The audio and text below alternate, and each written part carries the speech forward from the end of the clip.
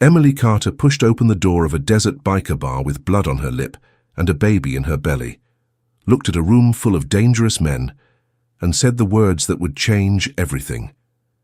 "I need someone to stop my husband before he kills me." Silence. The kind that makes your ears ring.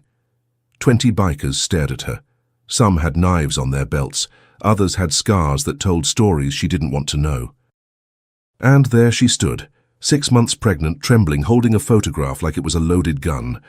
One man rose from the back, tall, eyes like steel, a scar running down his jaw. Jack Iron Hand Morrison, president of the Hell's Vultures Motorcycle Club. He walked toward her slowly, each step deliberate. When he stopped 3 feet away, he looked at her bruises, at her swollen belly, then at the photo in her hand. "Who is he?" Emily's voice cracked. "Derek Hawthorne, my husband. And he told me tonight that nobody would believe me if I screamed, that accidents happen to pregnant women." Her hand moved protectively to her stomach. "He's going to kill me, and nobody's going to stop him." Jack took the photo, studied it. A man in an expensive suit. Perfect smile. The kind of face you'd trust to sell you a house. "Why us?" Jack's voice was low, controlled. "Because the police don't care. Because my lawyer dropped me after one phone call from Derek. Because my own family told me to pray harder." Emily's eyes filled with tears, but her voice stayed steady. "Because I'm out of options, and you're my last one." Another biker stepped forward. Miguel Ryder Alvarez, arms crossed, expression unreadable. "You know what you're asking?" "I'm asking you to help me survive." A third man stood. Tommy Knuckles O'Shea, big scarred knuckles that looked like they'd broken more than a few jaws. "And if we say yes, you understand what that means?" Emily nodded. "It means when he comes for me, he comes for you too." Knuckles smiled. Not friendly, dangerous. "Let him." Jack held up a hand. Silence fell again. He looked at Emily for a long moment, and she felt like he was reading every secret she'd ever kept. Then he spoke, and his words fell like a verdict. "He won't touch you again." Emily's knees almost buckled. Relief hit her so hard she could barely breathe. But Jack wasn't done. "Understand something. You walk out that door under our protection, there's no going back. Your husband's going to find out. And when he does, he's not going to take it well." Jack's eyes darkened. "Men like him don't just lose control. They explode." "I know," Emily whispered. "Do you?" Ryder stepped closer. "Because we've seen this before. Rich men, powerful men. They don't fight fair. They use money, lawyers, cops on their payroll." "Derek knows people," Emily admitted, her voice small. "He has friends everywhere, police, judges, politicians." Knuckles laughed, sharp and bitter. "Good, let him call them. Won't help him where we're concerned." Jack folded his arms. "Here's what's going to happen. You're going to tell us everything, where he works, who he knows, what he's capable of, and we're going to make sure he understands that you're off limits." "How?" Jack's smile was cold. "You let us worry about that." Now let me tell you how Emily Carter ended up in that bar. Begging men society taught her to fear. Because 3 hours earlier, she wasn't brave. She was terrified. She sat in her kitchen with a split lip, listening to Derek talk on the phone in the next room. His voice was smooth, charming, the same voice he used to sell million-dollar homes, the same voice he used to convince everyone he was a good man. But Emily knew better. She'd called the police that morning, showed them the bruises, begged them to help. Officer Brennan had looked at her like she was wasting his time, then made a phone call. 20 minutes later, he told her there wasn't enough evidence and left. What he didn't say, but what Emily found out later, was that Brennan played golf with Derek every Thursday. Her lawyer dropped her that afternoon. No explanation, just a cold email saying he could no longer represent her. Her sister told her to stop being dramatic and work on her marriage. Emily had run out of people to call, so she made a choice. A desperate, dangerous choice. She remembered something a customer at the diner had said once. A rough-looking man covered in tattoos who always left big tips. He'd seen her bruises, even though she tried to hide them, and he'd said something that stuck with her. If you ever need real help, the kind the law can't give you, there's a place out past the city. Bar called the Pit. Ask for Iron Hand. He doesn't play by their rules." At the time, Emily had nodded politely and forgotten about it. But tonight, with Derek's threat still ringing in her ears, she remembered. She grabbed her purse, walked out the door, and drove into the desert. Now she stood in that bar, watching Jack Morrison study her husband's photo like he was memorizing every detail. "What does he do when he's angry?" Jack asked. Emily's voice was barely a whisper. "He doesn't yell. He just hurts me, then acts like nothing happened. He'll hit me, then make me dinner and talk about his day like I'm not bleeding." Ryder's jaw tightened. Classic control freak. "Does he have weapons?" Knuckles asked. "A gun. In his nightstand. He showed it to me once and told me it would be easy to make it look like I hurt myself." The room went still, not quiet. Still, like a storm gathering strength. Jack handed the photo back to her. "Go home. Pack what you need. Don't tell him where you're going. Tomorrow morning you move into a safe place we control." "Where?" "Better you don't know details yet. Just know he won't find you." Emily clutched the photo. "What if he already knows I came here?" Jack's expression didn't change. "Then he's about to learn a very painful lesson." Ryder stepped forward. "One more thing. When we do this, we do it our way. That means you trust us, completely. No second guessing, no running to cops. You came to us because the system failed you. So you gotta let us handle this outside the system." Emily looked at these three men. Scarred, dangerous, the kind people crossed the street to avoid, but they were listening to her, believing her, protecting her, more than her own family ever had. "I trust you," she said. Jack nodded. "Then go. We'll be in touch before sunrise." Emily turned to leave, then stopped. "Why are you helping me? You don't even know me." Jack's eyes softened, just barely. "We know enough. We know you're 6 months pregnant and afraid for your life. We know the people who were supposed to protect you looked the other way. That's all we need to know." Knuckles cracked his knuckles. "Besides, we don't like men who hit women, especially pregnant ones." Ryder's smile was grim. "And we really don't like men who think they're untouchable." Emily felt tears sting her eyes. "Thank you." "Save your thanks," Jack said quietly. "Because when Derek finds out you came to us, this thing's gonna get ugly fast."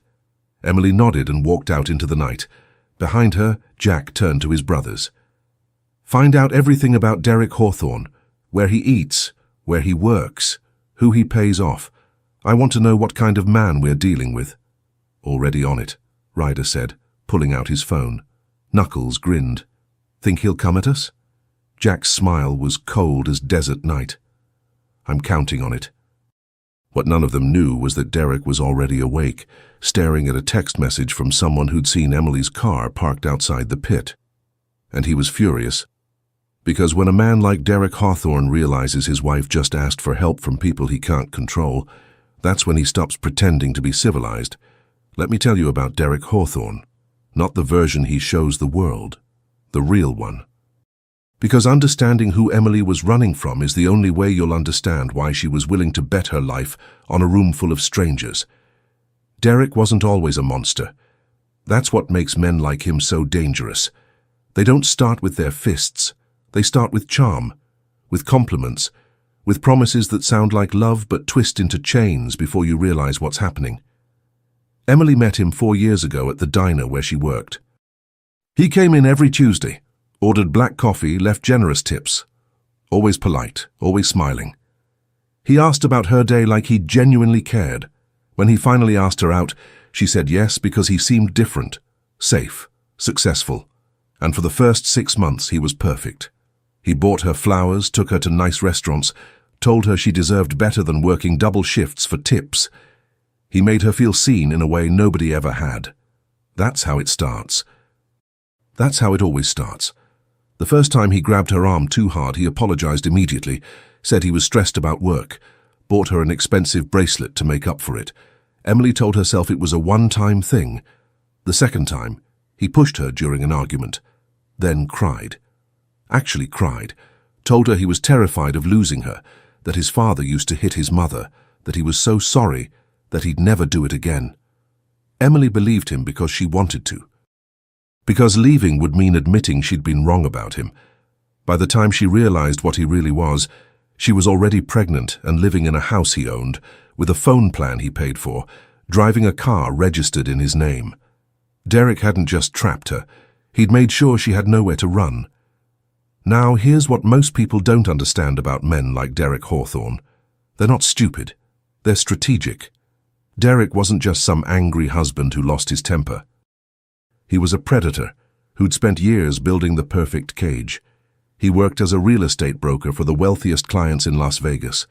Celebrities, politicians, police captains, judges. The kind of people who could make problems disappear with a phone call. And Derek knew exactly how to use those connections. When Emily called the police that first time, Officer Brennan showed up, took one look at her bruises, then made a call. 30 minutes later, he told her it was probably a misunderstanding and left. What Emily didn't know until later was that Brennan owed Derek a favor. Derek had helped him buy a house in a neighborhood he couldn't afford. Cash under the table. No paper trail. So when Derek's wife called 911, Brennan made sure the report went nowhere. The second time Emily tried to get help, she went to a lawyer, Edward Chen, good reputation, seemed genuinely concerned. He took her case, started building a restraining order. Then he got a phone call. 2 days later, Chen called Emily and told her he could no longer represent her. Professional conflict of interest. He wouldn't elaborate. Derek had smiled at dinner that night and asked how her day was, like he didn't know exactly what had happened. That's when Emily realized the truth. Derek didn't just have money. He had power. And he'd spent years making sure that if she ever tried to leave, every door she knocked on would slam shut. But it gets worse, because Derek wasn't just controlling, he was methodical. He monitored her phone, put tracking software on it that she didn't discover until months later. He knew where she went, who she talked to, what she searched online. He controlled their finances. She had a debit card, but only he could see the statements. If she spent too much, he'd ask questions. Not angry questions, concerned ones. Like he was worried about her mental state. He'd isolated her from friends, not directly. He never said, "You can't see them." He just made it uncomfortable. Picked fights before she was supposed to meet people. Made passive-aggressive comments. Eventually, her friends stopped calling. Her family. Derek was charming to them. Helpful. Generous. When Emily tried to tell her sister what was happening, her sister said, "Derek, he's so sweet to you. Maybe you're being too sensitive. That's what abusers do. They don't just hurt you. They make sure nobody believes you when you ask for help." Emily was living in a nightmare, and everyone around her thought she was living in a dream. The night Emily went to the bikers, Derek had escalated. Not just physically, psychologically. He'd come home from work, seen her phone on the counter, and asked casually, "Who's Linda?" Emily's blood ran cold. Linda was her co-worker. The only person who knew how bad things really were. "My co-worker," Emily said carefully. Derek smiled, pulled out his own phone, showed her a text thread between him and Linda's husband. "I reached out to Mark today, mentioned that Linda's been giving you some advice, told him I was worried she might be encouraging you to make bad decisions." Derek's voice was soft, friendly. He seemed concerned, said he'd talk to her. Emily felt the walls closing in. He'd just cut off her last ally. With a single conversation. "Derek, please, I'm not mad," he interrupted, still smiling. "I just want you to understand something, Em. I know everyone you talk to. I know everywhere you go.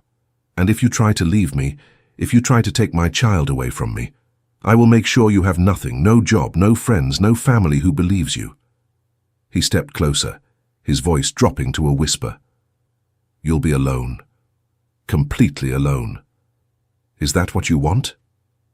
Emily's hand moved to her belly. The baby kicked as if sensing her terror. "No," she whispered. "Good." Derek kissed her forehead. "I'm going to a client dinner. Don't wait up." And he left, just like that. like he hadn't just threatened to destroy her entire life. That's when Emily made her decision. Because Derek was right about one thing, she would be alone if she played by the rules. So she stopped playing by the rules. Now, before I tell you what happened next, I want to ask you something. Where are you watching this from? What city, what country? Because it amazes me how far these stories travel. How many people out there know exactly what Emily was feeling in that moment? Drop a comment and let me know. You're not alone in this. While Emily was at the pit asking bikers for help, Derek was at dinner with someone important. Judge Richard Holloway, 58 years old, presided over family court in Clark County. The same judge who would handle any custody case involving Emily and Derek's baby. Derek had sold him a vacation home in Henderson 3 years ago, below market value, a favor between friends. Now Derek was calling in that favor. "I'm worried about my wife," Derek said, cutting into his steak. His voice was perfect. Concerned husband, loving father-to-be. "She's been acting erratic, emotional. I think the pregnancy is affecting her mentally." Judge Holloway frowned. "Have you considered therapy?" "I've suggested it. She refuses, and now she's making accusations, saying I've hurt her. It's completely false, but I'm worried she might try to use these lies in court if we end up in custody proceedings." The judge set down his fork. "You think she'll try to take the child?" "I think she's not in a stable mental state right now, and I need to know that if it comes to that, the court will see the truth." Judge Holloway nodded slowly.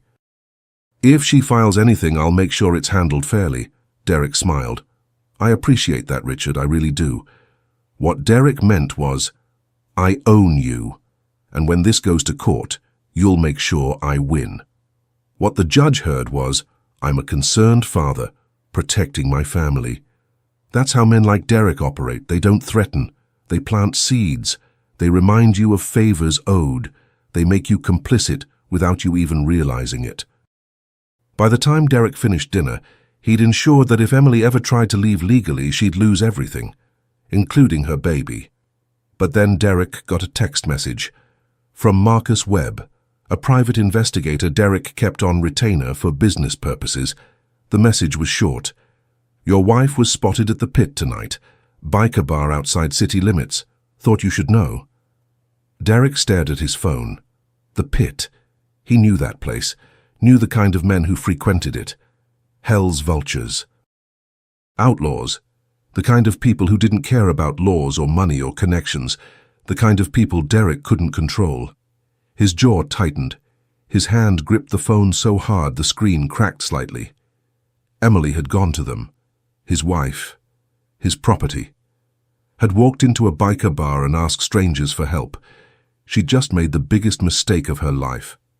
Derek stood, threw cash on the table, and walked out without saying goodbye to the judge. He made a call as he got into his car. "Marcus, I need you to find out everything about the Hell's Vultures, who runs them, where they operate, what they care about." His voice was cold, controlled. "And then I need you to make it very clear that my wife is off limits." "How clear?" Derek's smile was sharp, clear enough that they understand what happens when people interfere with my family. He hung up and started driving, not home, somewhere else. Because Derek Hawthorne had spent years building an empire of control, and he wasn't about to let a room full of bikers take it away from him. Emily thought she'd found protection. What she'd really done was start a war, and wars, especially ones involving men like Derek Hawthorne, don't end quietly. For exactly 48 hours, Emily Carter felt something she hadn't felt in years. Safe. The Hell's Vultures moved her to a small house on the outskirts of town. Nothing fancy. 2 bedrooms, a porch, bars on the windows that weren't there to keep her in. They were there to keep Derek out. Jack stopped by that first morning with groceries. Didn't say much, just set the bags on the counter and told her, "You need anything, you call, day or night." Ryder installed new locks, the kind that couldn't be picked or kicked in, showed her how to use them. "Nobody gets through these unless they bring a battering ram, and if they bring a battering ram, we'll hear them coming." Knuckles brought his wife Maria to keep Emily company. A kind woman with warm eyes who didn't ask questions, just made tea and sat with her while Emily cried for the first time in months. For 48 hours, Emily let herself believe it was over. She unpacked the few belongings she'd managed to grab, slept without jumping at every sound, felt her baby kick without fear squeezing her chest. She even smiled. That should have been her first warning. Because men like Derek Hawthorne don't give up. They regroup. On the third morning, Emily woke to sunlight streaming through the window and the smell of coffee brewing. Maria was in the kitchen, humming softly. Emily walked out, one hand on her belly, and for a moment everything felt normal, like this could actually be her life. Safe, quiet, free. Then her phone buzzed. She'd gotten a new one, new number. Only Jack, Ryder, and Knuckles had it. Nobody else. Derek couldn't possibly know. But when she looked at the screen, her blood turned to ice. A text message from an unknown number. "Did you really think a new phone would stop me?" Emily's hands started shaking. Maria noticed immediately. "What's wrong?" Emily showed her the phone. Maria's expression darkened. She pulled out her own phone and called Jack. "He found her number," Maria said, her voice tight. "Get here, now." Within 20 minutes, 3 motorcycles roared into the driveway. Jack, Ryder, and Knuckles stormed into the house like they were heading into battle. Jack took Emily's phone, stared at the message, his jaw clenched so hard she could see the muscle twitch. "How did he get this number?" Emily whispered. "Only you 3 know it." "He's got money," Ryder said, his voice grim. "Money buys a lot of things, including information." Knuckles cracked his knuckles. "We need to move her again." "No," Jack's voice was firm. "We move her, he'll just find her again." "We need to deal with this differently," another text came through. "You can't hide from me, Em. You're carrying my child. That baby belongs to me, and I always get what's mine." Emily felt her legs go weak. She sat down hard, one hand pressed to her stomach. The baby kicked as if sensing her terror. "He's not going to stop," she whispered. "He's never going to stop." Jack knelt in front of her, looked her dead in the eyes. "Then we stop him." "How?" "He owns half the police force. He has judges on his payroll. You saw what he did to my lawyer. He'll destroy you." "Let him try." Jack's voice was steel. "He doesn't know who he's up against." But even as he said it, Emily could see something in his eyes. Not fear. Concern. Because Jack knew something she didn't yet understand. Derek wasn't just rich and connected. He was smart. And smart men were always more dangerous than angry ones. That afternoon, Officer Brennan showed up at the house, not in uniform, in plain clothes. Knocked on the door like he was a concerned neighbor. Jack answered, stepped outside, closed the door behind him so Emily couldn't hear. But Ryder stood by the window watching, and what he saw made his blood boil. Brennan handed Jack a folded piece of paper, said something quiet. Jack's expression didn't change, but his hands clenched into fists. Brennan left. Jack came back inside, unfolded the paper. It was a court order, temporary custody arrangement. Judge Holloway had signed it that morning. "What is it?" Emily asked, her voice small. Jack's jaw tightened.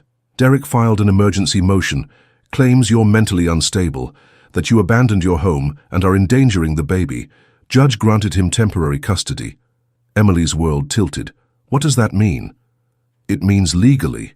The moment that baby's born, Derek has the right to take it." The room went silent. Emily felt like she couldn't breathe. Like the walls were closing in all over again. "No," her voice cracked. "No, he can't. I'm the mother. I'm carrying this baby. He can't just take—" "He's got a judge in his pocket," Ryder said quietly. "He can do whatever he wants." Emily stood, pacing, tears streaming down her face. Then what was the point? What was the point of running, of coming to you, if he's just going to take my baby anyway? Jack grabbed her shoulders gently, made her look at him. "Listen to me. A piece of paper doesn't mean anything if we don't let it. Derek thinks he's won because he's got a judge's signature, but we're not playing by courtroom rules." "What are you saying?" "I'm saying we're not letting him take your baby. Ever." Knuckles stepped forward. "We'll keep you safe until you give birth." and after. Derek comes near you or that kid, he'll regret it. Emily wanted to believe them. She did. But doubt crept in like poison. He's too powerful, she whispered. Oh, you don't understand.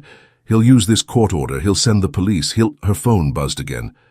Another message. I'm coming for what's mine, Emily.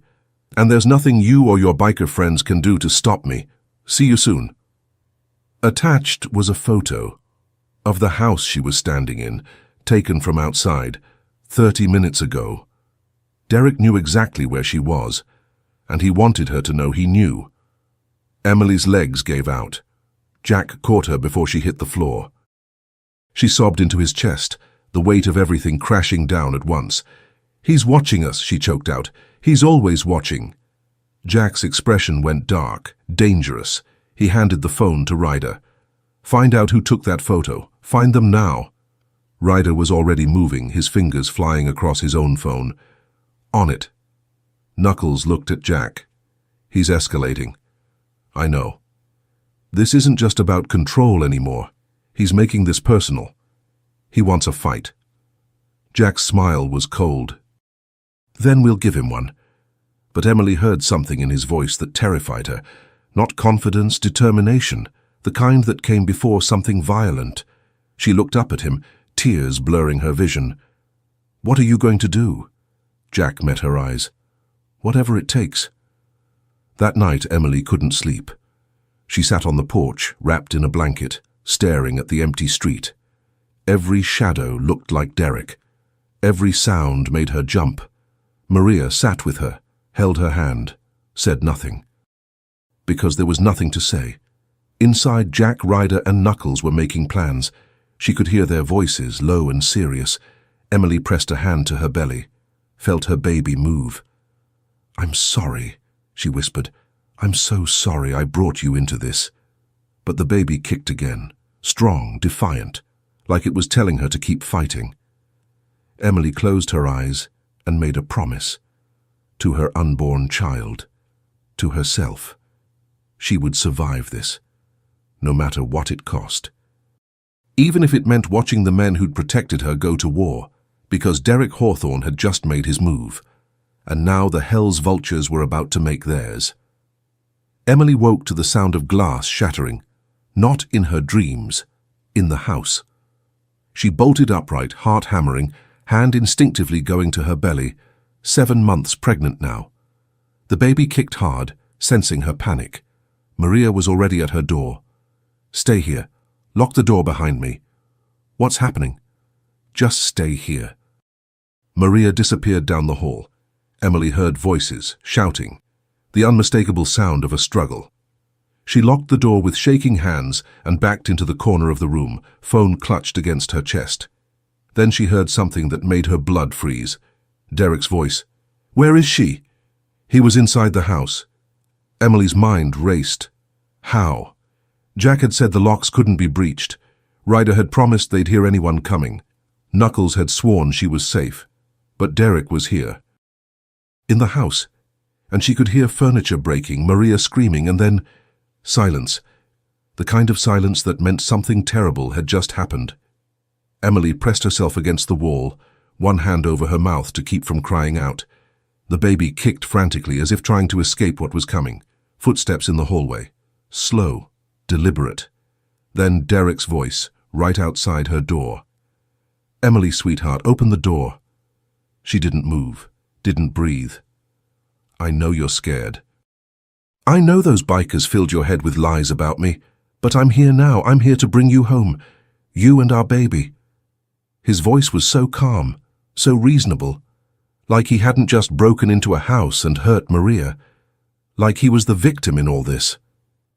Emily, I have a court order, legal custody. If you don't open this door, I'll have every cop in Las Vegas looking for you. And when they find you, and they will, you'll lose everything. Your baby, your freedom, everything. Tears streamed down Emily's face. Her hand shook so badly she could barely hold the phone. But if you open this door right now, we can forget all this happened. We can go home. Be a family. Isn't that what you want? No, it wasn't. But what choice did she have? Derek owned the police, he owned the judges. He'd found her new phone number, he'd tracked her to a safe house, he'd gotten past locks that were supposed to be impenetrable. There was nowhere left to run. Emily reached for the doorknob, then stopped, because she heard something else in the distance, faint but growing. Motorcycles. Derek heard it too. His voice changed, lost that false kindness, became sharp, dangerous. "Open the door, now!" The engines grew louder, closer. "Open the door!" Emily backed away. "No, you stupid—" Derek slammed against the door. Once, twice. The wood cracked but held. Then the front door exploded open. Heavy boots thundered into the house. "Back away from that door." Jack's voice, raw, furious. Emily heard a scuffle, Derek shouting, something crashing. Then Jack's voice again, colder than she'd ever heard it. "You just made the biggest mistake of your life." When Emily finally came out, Derek was gone, but so was her sense of safety. Jack stood in the living room breathing hard, blood on his knuckles. Ryder was helping Maria to her feet. She had a cut above her eye but was otherwise okay. Knuckles was on the phone, his voice low and urgent. Jack saw Emily and his expression softened. Barely. "You okay?" Emily nodded, but it was a lie. She wasn't okay. She would never be okay again. "How did he get in?" Her voice was hollow. Jack's jaw tightened. "Someone told him. Someone we trusted." "Who?" Knuckles hung up the phone. His face was dark. "Marcus Webb, the PI Derek hired. Turns out he's got connections to a guy who used to run with us. Tommy's cousin." Tommy. Knuckles' own family. Knuckles looked like he wanted to put his fist through the wall. "I'll handle it." But Emily wasn't listening, because the truth was settling over her like concrete. Derek would always find her. Always. No matter where she went, no matter who protected her. He had money, power, connections that ran deeper than she'd ever imagined, and she had nothing. "I need to leave," she said quietly. Jack turned. "What?" "I need to leave Las Vegas. Leave Nevada." "Go somewhere he can't find me." "Emily, he's not going to stop." Her voice cracked. "You saw what just happened. He got past your locks. He knew exactly where I was. He'll do it again. And next time, maybe you won't get here in time. We're not letting him take you. You can't stop him." Emily's voice rose, desperate. "Don't you understand? He owns this city. He owns the people who are supposed to protect me, and now he knows I came to you, which means he'll come after you too. All of you." Maria stepped forward. "Emily, you're in shock." "I'm not in shock. I'm seeing clearly for the first time." Emily looked at Jack, tears streaming down her face. "I thought you could save me. I really did. But nobody can save me from Derek. Nobody." The room went silent. Emily sank onto the couch, exhausted, defeated. 7 months pregnant, and more alone than she'd ever been. "I should have never come here," she whispered. "I should have just disappeared on my own." "At least then he'd only be hunting me, not you." Jack knelt in front of her. "Listen to me." "No, you listen." Emily looked up, her eyes hollow. "Derek just proved he can get to me anywhere, anytime, and when this baby is born, he'll take it, because he has a court order, because he has a judge in his pocket, because he always wins." She pressed a hand to her belly, felt the baby kick, and for the first time she wondered if her child would be better off without her. If maybe Derek was right. Maybe she was the problem. Maybe she should just give up. That night Emily sat alone in the dark. Jack and his brothers were outside, standing guard, making plans, trying to figure out their next move. But Emily had already made her decision. She couldn't keep running, couldn't keep putting other people in danger, couldn't keep pretending there was a way out of this that didn't end in disaster. Derek had won. Not because he was stronger, but because the system was built to protect men like him and abandon women like her. Her phone buzzed. Another message from Derek. "I'll give you one more chance, Em. Come home, bring my baby, or I'll make sure you never see daylight again. Your choice." Emily stared at the message for a long time. Then she did something she swore she'd never do. She started typing a response. "Where do you want me to meet you?" She hit send before she could change her mind. The response came instantly. "Tomorrow, noon, our house, come alone. If I see any bikers, the deal's off and I press charges for kidnapping." Emily closed her eyes, felt the baby kick one more time. "I'm sorry," she whispered. "I'm so sorry." She didn't tell Jack, didn't tell Maria, didn't tell anyone, because she knew they'd try to stop her, and she was so tired of fighting. The next morning, Emily waited until Jack stepped outside to make a call. Then she grabbed her keys and walked out the back door. She got into the car they'd given her, started the engine, and drove toward the one place she swore she'd never go back to. Home. To Derek. Maria saw her pulling away and screamed for Jack, but Emily was already gone, driving toward her own destruction because she couldn't see any other way. And in that moment, Emily Carter believed with every fiber of her being that she was about to die. But what Emily didn't know, what she couldn't have known, was that the Hell's Vultures were already 3 steps ahead, and they weren't about to let her face Derek alone. Emily's hands trembled on the steering wheel as she pulled onto her old street. The houses looked the same, manicured lawns, clean driveways, the kind of neighborhood where people smiled and waved and pretended not to hear screaming through the walls. Her house, Derek's house, sat at the end of the cul-de-sac. His car was in the driveway. He was waiting. Emily parked across the street, put the car in park but couldn't bring herself to turn off the engine. Every instinct screamed at her to run, to turn around, to drive as far as her tank would take her. But where would she go? Derek had proven he could find her anywhere, and the court order in his pocket meant the law was on his side. She was out of options, out of hope, out of fight. Emily pressed a hand to her belly. 7 months pregnant. The baby kicked weakly as if it too had given up. "I'm sorry," she whispered. I really tried." She reached for the door handle. That's when she heard it. Distant at first. A low rumble that could have been thunder. But the sky was clear. The sound grew louder, closer. Motorcycles. Emily's heart lurched. She looked in her rearview mirror and saw them. Not 1 or 2 bikes, dozens. A wall of chrome and leather rolling down the suburban street like a storm made of steel and fury. At the front was Jack Ironhand Morrison. His face was stone, his eyes locked on Derek's house like a missile finding its target. Beside him rode Ryder and Knuckles. Behind them, 40 more members of the Hell's Vultures MC. They didn't speed, didn't rev their engines for show. They rode with the quiet certainty of men who knew exactly what they'd come to do. The entire neighborhood stopped. People came out of their houses, stared. Some grabbed phones, others locked their doors. But the Vultures didn't care. They pulled up in formation, surrounding Emily's car, surrounding Derek's house, creating a barrier of muscle and metal that said one thing very clearly: nobody gets through us. Jack dismounted, walked to Emily's car, knocked on the window. She rolled it down, tears streaming down her face. "You followed me. Did you really think we wouldn't?" Jack's voice was gentle but firm. "Emily, we told you we'd protect you. That doesn't stop just because you lose hope.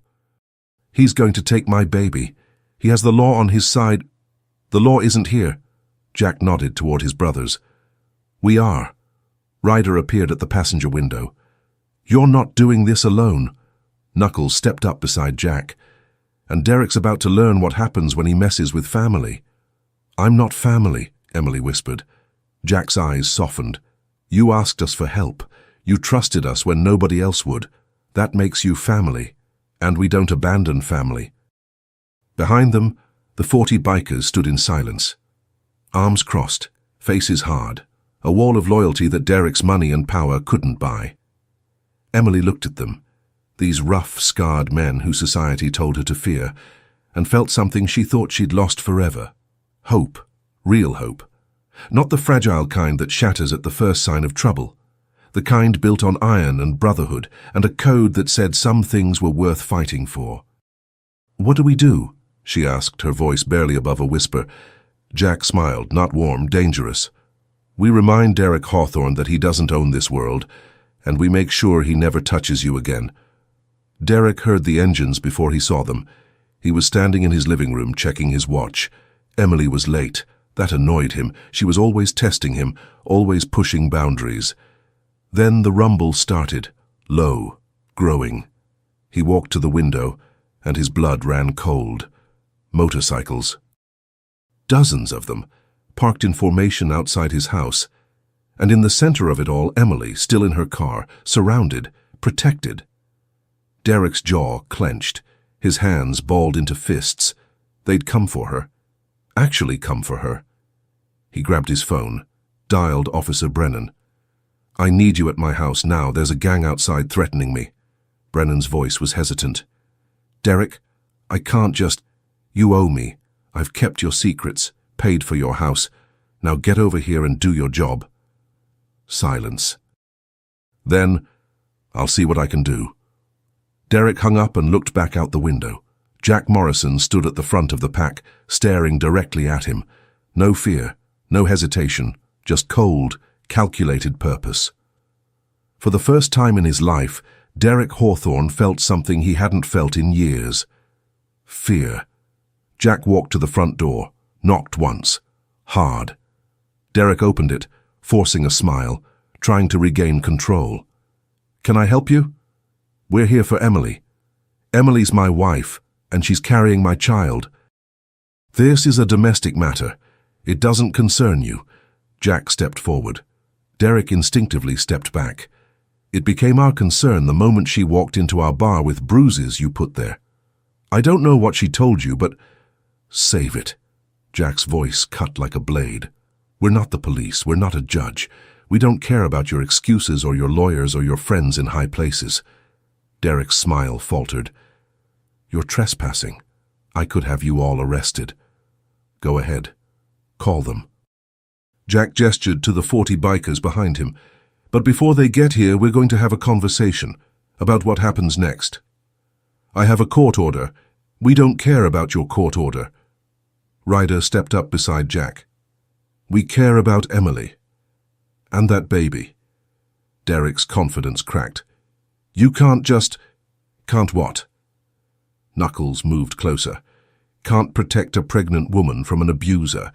Can't stand between a coward and his victim. Watch us." Derek looked past them at Emily, still sitting in her car. She was watching, waiting, and for the first time she wasn't afraid of him. That's what enraged him most. "She's mine," Derek said, his voice low and dangerous. "That baby is mine, and no amount of leather-wearing thugs is going to change that." Jack smiled. "Not friendly. Final. Here's what's going to happen, Derek. You're going to drop the custody case. You're going to leave Emily alone.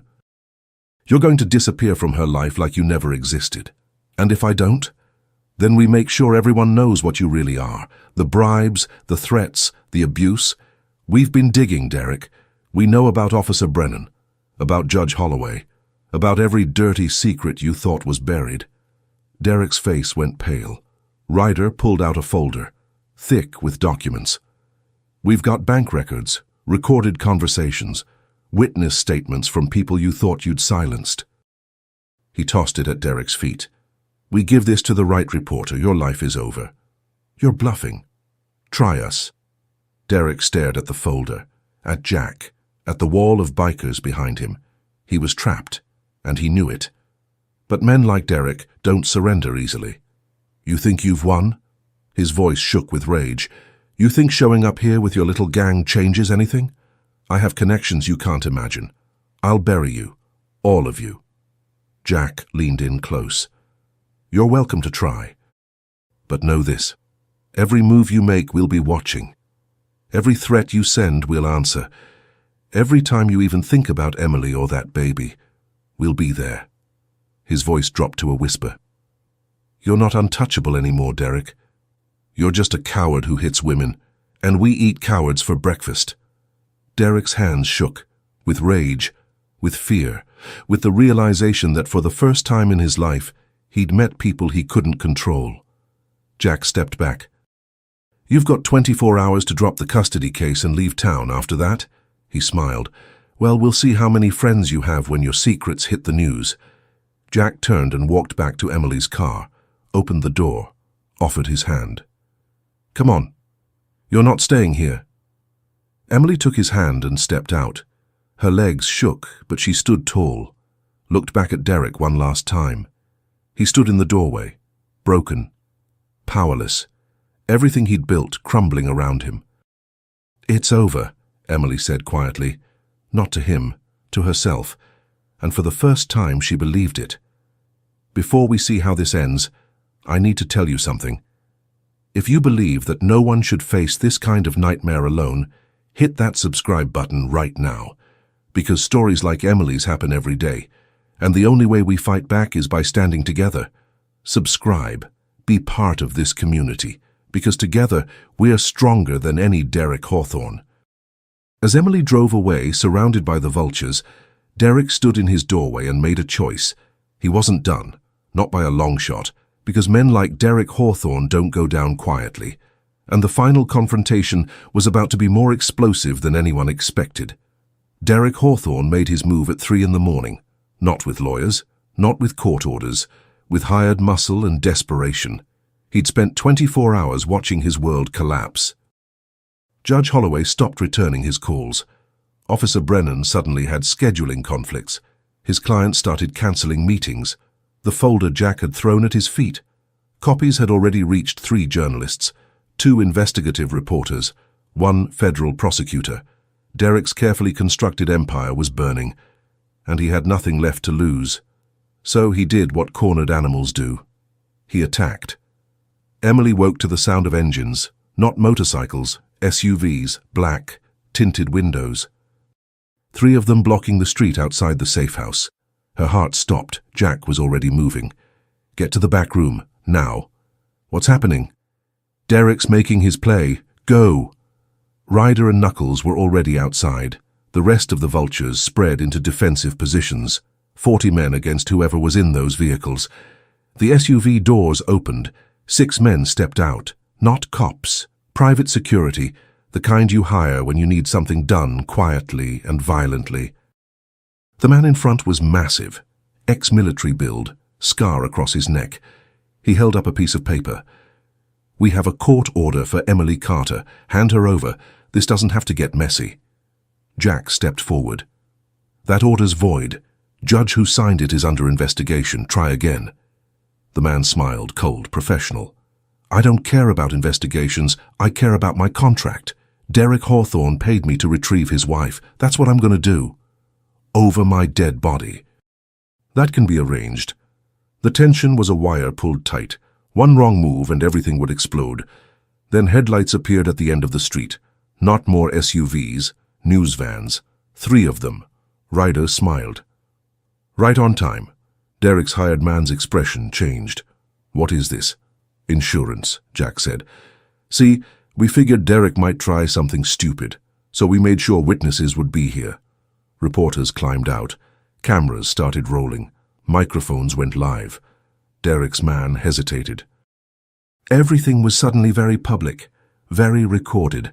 That's when Derek himself appeared, stepping out of the lead SUV, fury carved into every line of his face. Emily! His voice echoed through the suburban street. Get out here, now. Windows lit up in neighboring houses. People came outside. Phones appeared. More recording. More witnesses. Jack didn't move. You should leave, Derek, while you still can. She's my wife. That's my child. I have every right. You have no rights. A new voice. Female, strong. A woman stepped forward from one of the news vans. Late 40s, sharp eyes, recorder in hand. Detective Sarah Chen. I've been investigating you for 3 weeks, Mr. Hawthorne. Bribery, intimidation, assault. Want to add kidnapping to that list? Derek's face went white. I'm not kidnapping anyone. I'm retrieving my wife. Your wife has a restraining order against you as of 6 hours ago, signed by a federal judge. The real kind, not the one you paid off. Chen held up her own documents. You come near her, you're in violation, and all these cameras? She gestured around. They're recording everything. Derek looked around. at the reporters, the neighbors, the phones. 40 bikers standing like a wall between him and Emily. Everything was falling apart. "This is insane," he said, his voice cracking. "She's manipulating all of you. She's not a victim, she's—" "Covered in bruises you put there?" Ryder interrupted. "We've got photos. Medical records, witness statements from neighbors who heard you threaten her." "That's all lies. Hospital records from 4 different ER visits," Knuckles added. "Each time she told doctors she fell. Each time the injuries matched defensive wounds from being hit. Derek's hired men were backing away. Their contract didn't include federal charges and viral videos." "You're leaving me no choice," Derek said, his voice low and dangerous. He reached into his jacket. Every biker moved. Hands went to weapons they'd sworn they wouldn't use unless necessary. But Derek pulled out his phone. "I'll destroy her. I'll tell everyone she's an unfit mother. I'll make sure she never sees that baby." "You'll do nothing," Emily's voice. She stepped out of the house, 7 months pregnant, exhausted, but standing tall. Derek stared at her. "Emily, please, we can fix this. Come home. We'll work it out. You're not my home." Her voice was steady, clear. "You were my prison. And I'm done being your prisoner. I love you. No, you don't. You love control. You love power. You love making me small so you can feel big." Emily walked forward, flanked by Jack and Ryder. "But I'm not small anymore, Derek, and you're not powerful. You're just pathetic." Derek's mask finally shattered. Pure rage flooded his face. "You ungrateful—" He lunged forward and ran straight into Knuckles' fist. The punch was clean, precise. Derek dropped like a stone. The cameras caught everything. Derek on the ground, blood on his lip, the same way Emily had bled so many times before. Detective Chen stepped forward, pulling out handcuffs. "Derek Hawthorne, you're under arrest for assault, battery, stalking, bribery of a public official, and about 15 other charges that'll keep you busy for the next decade." She cuffed him while he was still dazed. "Read him his rights while the cameras rolled." Derek looked up at Emily one last time. And for the first time she saw something in his eyes that wasn't rage or control, fear. He was afraid. Of her.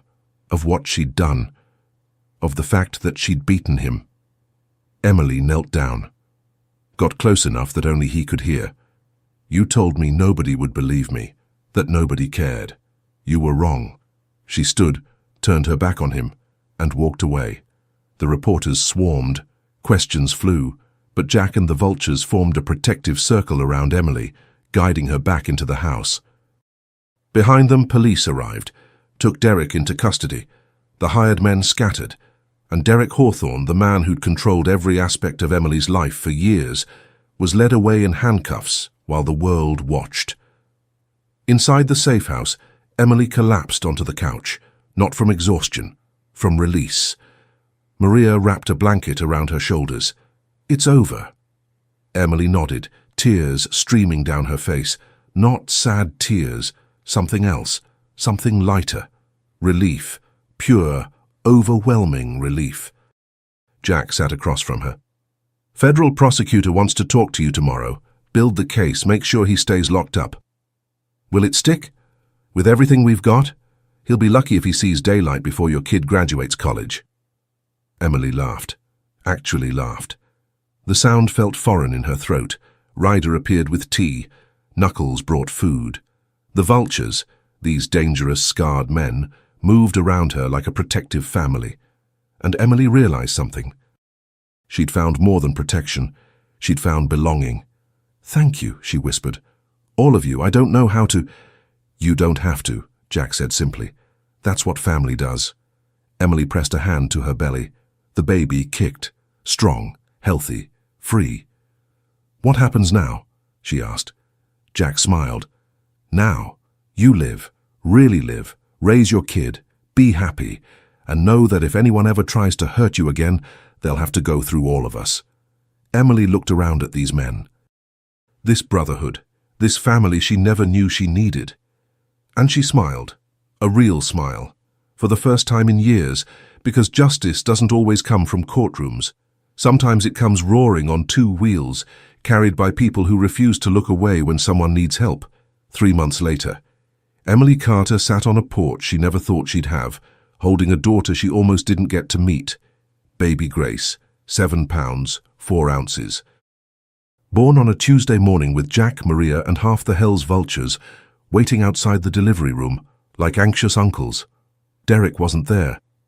Derek was in a cell, awaiting trial on 17 federal charges. His lawyers had stopped calling. His connections had evaporated. Turns out when your secrets go public, powerful friends become strangers real fast. Emily didn't think about him much anymore. Some mornings she'd wake up and feel the phantom weight of fear, the instinct to look over her shoulder. But then Grace would cry, or Jack would stop by with groceries, or Maria would come over for coffee, and the fear would fade. She was building a new life, slowly, carefully, but building it. The Hell's Vultures visited often, not as guards anymore, as family. Knuckles taught her basic self-defense. Ryder helped her apply for college courses online. Jack made sure she had everything she needed, never asking for anything in return. They'd given her more than protection. They'd given her proof that good people still existed, that when the system fails, humanity doesn't have to. One evening, as the sun set over the desert, Emily sat with Grace in her arms and thought about everything that had happened. She thought about the woman she used to be, the one who believed she deserved the pain, who thought asking for help was weakness, who'd almost given up entirely. And she thought about the woman she was now, still healing, still afraid sometimes, but alive, free, fighting. Grace stirred in her arms, tiny fingers wrapping around Emily's thumb. "You're going to grow up different," Emily whispered. "You're going to know that you're worth protecting, that your voice matters, that when someone hurts you, there are people who will stand with you." The baby cooed softly, and Emily smiled. Behind her, motorcycles pulled into the driveway. Jack, Ryder, Knuckles. Weekly check-in. They called it patrol. Emily called it family dinner. "You good?" Jack asked, stepping onto the porch. Emily looked at her daughter, at these men who'd saved her life, at the sunset painting the sky in shades of hope. "Yeah," she said, "I'm good." And she meant it. Listen, if Emily's story touched something in you, don't leave quietly. Because somewhere right now someone is living in the same nightmare Emily escaped. Someone is being told nobody will believe them, that they're trapped, that there's no way out, and they need to know they're wrong. They need to know there are people who will stand up, who will fight, who refuse to look away when someone needs help. So do me a favor. Hit that subscribe button. Not for me, for them. Because every subscriber, every comment, every share sends a message that abuse doesn't get to hide in the shadows anymore. Tell me in the comments where you're watching from, your city, your country. Because when we see how far this community reaches, we remember we're not alone in this fight. Emily wasn't saved by the system. She was saved by people who gave a damn, people who showed up when it mattered. Be one of those people. Subscribe, comment, share this story. Because the next Emily Carter out there, she's looking for proof that help exists. Let's make sure she finds it. Emily Carter never went back to that house, never spoke to Derek again. She raised Grace in peace, graduated college, started a non-profit helping domestic violence survivors connect with resources the system overlooks. And every year on the anniversary of the night she walked into that biker bar, she visited the pit, brought Grace, thanked Jack and his brothers.